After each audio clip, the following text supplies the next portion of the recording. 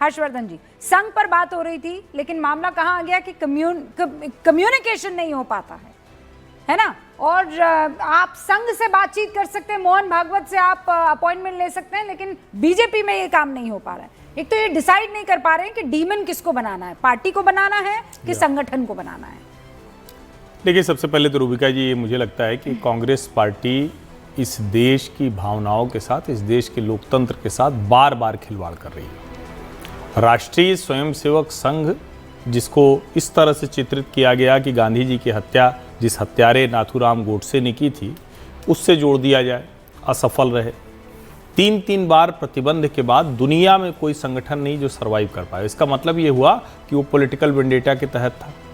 राष्ट्रीय स्वयंसेवक संघ, मैं भी शिशु मंदिर का पढ़ा हुआ हूँ, तो हमको तो आज तक नहीं ध्यान में है कि एक भी कोई ऐसी बात सिखाई गई। सिखाया क्या गया, सुबह उठो, दोनों हथेली ऐसे लगाओ, सबसे पहले क्या करोगे, तो कराग्रे वस्ते देवी, कर मध्य सरस्वती, कर मूले तु गोविंदा, प्रभाते कर दर्शनम, समुद्र वसने देवी, विष्णु पत्नी नमोदे। और ये कहते हुए हम पैर छूते हैं धरती का। यही सीखा है, माँ बाप का पैर छुओ, सम्मान करो, अपने नायकों का सम्मान करो, राष्ट्र नायक खोजो, उनके बारे में जानो, अपनी हजारों वर्षों की सभ्यता संस्कृति, ये इस पे जोर रहता है संघ का। अगर अपनी उस सभ्यता संस्कृति को, भारत माता का सम्मान करने को ये कहना है, तब तो आप कह सकते हैं। लेकिन जरा समझिए, पंकज जी ने कहा, आज अजीज खान जी भी टाई पहन के आए, फिर भी कहे, उन्होंने दोनों लोगों ने कहा कि भाई गलत किया। पंकज जी तो नालायक तक कह गए मणिकर टैगोर को, अरे टाई से क्या लेना देना? ठीक किया, लेकिन जो मूल बात गलत है, मूल बात इसको समझिए। वो ऐसे राहुल कांग्रेस में कह रहे हैं। हाँ, राहुल कांग्रेस, रूबिका जी, उस रास्ते पर जा चुकी है जहां से कहते हैं ना कि रिवर्सल अब नहीं हो सकता है, अब रिकवरी इम्पॉसिबल है। राहुल कांग्रेस के नेता इस होड़ में लगे हुए हैं कि कैसे बेतुके बचकाने बयान दिए जाएं। आपको ध्यान में होगा, सलमान खुर्शीद जी ने, तो मुझे ध्यान में आ रहा है, एक बाकायदा पुस्तक लिखी है जिसमें हिंदुत्व को आईएसआईएस और बोको हरम से तुलना की गई थी। जयपुर अधिवेशन के पहले वो सब हुआ था, बाकायदा राहुल गांधी सलमान खुर्शीद के साथ खड़े हो गए, पंकज जी को जरूर याद होगा। तो राहुल कांग्रेस उसी तरह से चलती। और मुझे तो अब यह भी लगता है कि दुनिया के जिन जिन हिस्सों में ये लोग जाते हैं, वहां से जो इनको इनपुट फीडबैक मिल रहा है, यानी देखने की दृष्टि भी अब भारतीय नहीं रही। तो मुझे लगता है मूल मुद्दा ये है, और अब देश के लोगों को तो ये बहुत अच्छे से पता है, जहां तक रही कम्युनिकेशन की बात, वो वाला मुझे लगता है खेल दूसरा है। खेल दूसरा है, लेकिन शहजाद पूनावाला नहीं, वो कौन सा खेल है पूछ तो लीजिए। बताइए भाई कैसा है। अरे वो प्रियंका के जो चाहने वाले हैं, वो ये कह रहे हैं कि राहुल जी का बोला न सुनाई देता है न समझ में आता है। असली मसला यहाँ है। तो ये दोनों चीजें हैं, इसको आप समझिए। पंकज जी मुस्कुरा रहे हैं, वो जानते हैं कि यही है आने वाला। क्या किशोर जी, क्या आने वाला साल 2026 जो है वो कांग्रेस के लिए अब ये दोधारी तलवार की तरह काम करेगा?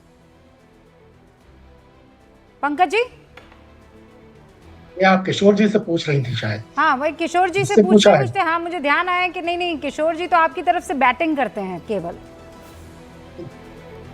नहीं, मैं मोदी जी के बहुत खिलाफ हूँ, बीजेपी के खिलाफ हूँ, आरएसएस के साथ हूँ।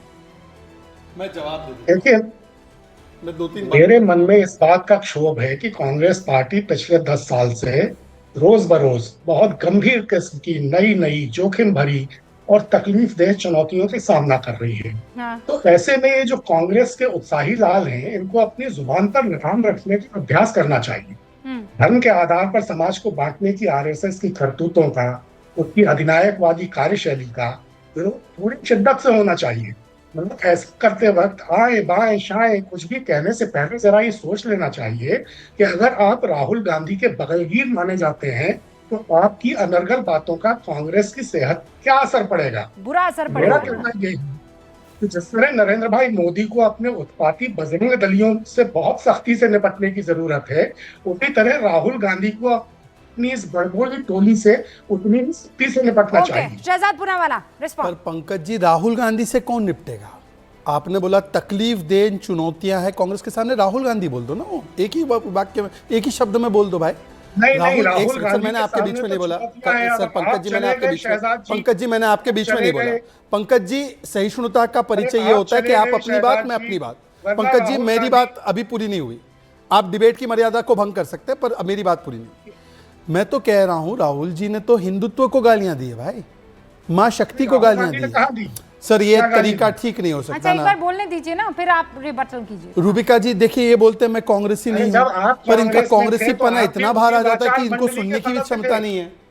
जब ये आप देखिए, कांग्रेस में रूबिका थे, ऐसे तो नहीं हो एक सकती दिन जी। आप भी पंकज जी उसी सुनिए ना। वाचाल मंडली का हाँ, सदस्य थे। पंकज जी एक बार उनको पर कह आपकी देने दीजिए। वाचालता से भी कांग्रेस को बहुत नुकसान आप उठाना कह पड़ा। दीजिए, फिर उसके बाद इंटरप्ट मत कीजिए। और हो फिर गया जितना आपका, नुकसान आप कर सकते थे ठीक आपने है। किया, और फिर अब अपनी मैं भी असली जवाब जगह चले गए। अच्छा ठीक मैं है। ये टू विंडो सिस्टम ओके, में नहीं आने वाला हूं, पंकज उनकी जी, बात हो जाने ओके, दो, ठीक है? शहजाद पूनावाला। सबसे पहले तो राहुल गांधी तो हिंदुत्व को गाली देते हैं। राहुल गांधी के चेले चपाटे सनातन को गाली देते हैं भाई, उनको तो रोकिए, काबू में लाइए। दूसरी बात मैं पूछना चाहता हूं कि अभी ये हमारे सूट बूट वाले भाई साहब, हमारे अजीज भाई अजीज भाई ने अभी बहुत अच्छी बात की, सब लोग इंप्रेस भी हो गए। ये तो और भी इंप्रेस हो गए हर्षवर्धन जी। हर्षवर्धन जी इसको अल तकिया बोलते हैं, अल तकिया। ये आजम खान ने बोला है कि आतंकी गुट है आरएसएस। अब बताओ आजम खान को निकालो पार्टी से, नहीं निकाल पाएंगे। तीसरा, अभी ये जो समाजवादी पार्टी के हमारे कॉर्पोरेट स्पोक्सपर्सन है, उन्होंने कहा कि हम दुश्मन से भी सीखना चाहते हैं। रूबिका जी, दुश्मन काफिर वाला कॉन्सेप्ट जो है ना, ये ना हिंदुत्व या भारतीय विचारधारा में इसकी जगह ना संघ के। मेरे से तो ज़्यादा लोग हैं यहाँ पे पढ़े लिखे और जानकार। संघ में दो तरीके से लोगों को देखते हैं, एक जो संघ के साथ आज है और जो संघ के साथ कल होंगे। इसी प्रकार से वो दुनिया को बांटते हैं, मतलब सभी लोगों को संघ अपना मानता है। इसीलिए तो ये विचारधारा ही मूल है। आप दुश्मन मानते हो, आप दूसरों को काफिर मानते हो, संघ ऐसा नहीं देखता, वर्ल्ड व्यू नहीं है उसका। आखिरी बात मैं पूछना चाहता हूं, देखिए अभी वो दूसरे भी सूट बूट में है किशोर जी। किशोर जी, आप तो शाखा जाने वाले हैं, मातोश्री में तो रोज ही आपका अपॉइंटमेंट होता है। भाई मातोश्री वाले को तो बोलो एक बार कि भाई इतना गालियां दे रहे हैं संघ को, हिंदुत्व को, सनातन को। एक बार तो उद्धव जी बोले। चलिए उनको मोदी जी पसंद नहीं, उनको अमित जी पसंद नहीं, समझ सकते हैं। मोहन भागवत जी तो आपको अपॉइंटमेंट भी देते हैं। तो संघ पर जब इस प्रकार के हमले होते हैं तो आपके मुंह पर गोंद क्यों लग जाता है उद्धव जी के? उस पर कुछ नहीं बोलना है। और एक लास्ट वाक्य कहना चाहता हूं, कांग्रेस और आरएसएस में क्या अंतर है, या बीजेपी आरएसएस में? Congress is leader based power driven party, और आरएसएस बीजेपी जो है वो कार्डर बेस्ड विचारधारा ड्रिवन पार्टी। ये मूल अंतर है दोनों में। अगर ये अंतर समझ में आ जाए तो आपको कांग्रेस की दुर्दशा और आरएसएस के उदय के बारे में समझ में आएगा। रिबटल, हाँ 30 सेकंड सर। बिस्मिल्लाह, बोलिए।